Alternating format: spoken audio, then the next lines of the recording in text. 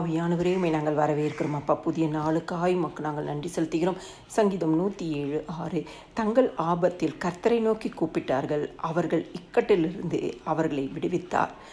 ஆண்டவராகிய இயேசு கிறிஸ்துவை நோக்கி கூப்பிடும் பொழுது ஆண்டவர் எல்லா இக்கட்டான சூழ்நிலையில், நெருக்கத்தான சூழ்நிலையிலிருந்து ஒரு விடுதலையை தருவார். அந்த சிச்சுவேஷன்ஸை கர்த்தர் மாற்றி கொடுப்பார். சங்கீதம் 77:1 சொல்கிறது, நான் தேவனை நோக்கி என் சத்தத்தை உயர்த்தி கெஞ்சினேன், என் சத்தத்தை தேவனிடத்தில் உயர்த்தினேன், அவர் எனக்கு செவி கொடுத்தார்.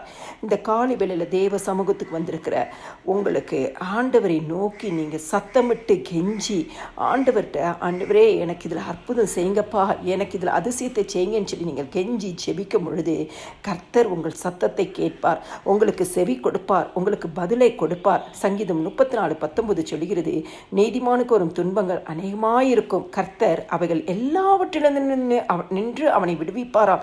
நீதிமான்களாகிய ஆண்டவராக இயேசு கிறிஸ்துவை ஏற்றுக்கொண்ட ஒவ்வொருவர்களுக்கும் உபத்திரவங்கள் வரதான் செய்யும், துன்பங்கள் வரதான் செய்யும். அது அநேகமாயிருக்கும். மற்றவர்களுக்கும் ஆண்டவருக்குள்ளே நிலைத்திருக்கிறவங்களுக்கும் இருக்கிற துன்பங்கள் பெரிதாக இருக்கும்.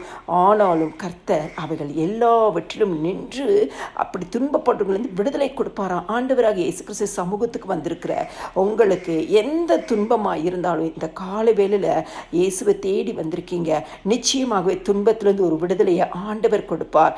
சங்கீதம் 25:17 சொல்கிறது, என் இருதயத்தில் வியாகுலங்கள் பெருகி இருக்கிறது, என் இடுக்கண்களுக்கு என்னை நீங்களாக்கி விடும்.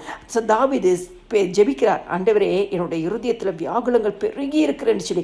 இன்னைக்கு யாராவது இருதயத்தில் வியாகுலத்தோடு தேவ சமூகத்துக்கு வந்திருக்கீங்கன்னு சொன்னால் அந்த வியாகுலத்தின் இடுக்கண்களை கர்த்தர் இன்னைக்கு உங்களை விட்டு நீக்கி விடுவார்.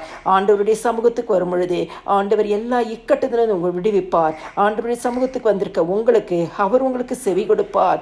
எந்த துன்பமாக இருந்தாலும் அந்த துன்பத்திலிருந்து உங்களுக்கு விடுதலை கொடுப்பார். எந்த இருதயத்தின் வியாகுலங்கள் இருந்தாலும் வியாகுலத்திலிருந்து ஒரு விடுதலையை கொடுப்பார். அற்புதம் செய்கிற இயேசு கிறிஸ்து இந்த நாள் உங்களுக்கு ஒரு சமாதானத்தின் நாளாக, சந்தோஷத்தின் நாளாக, அவருடைய வார்த்தையை விசுவாசிக்கிற உங்களுக்கு அவர் வார்த்தையின்படியே உங்களை ஆசீர்வதிப்பாராக. ஆமேன்.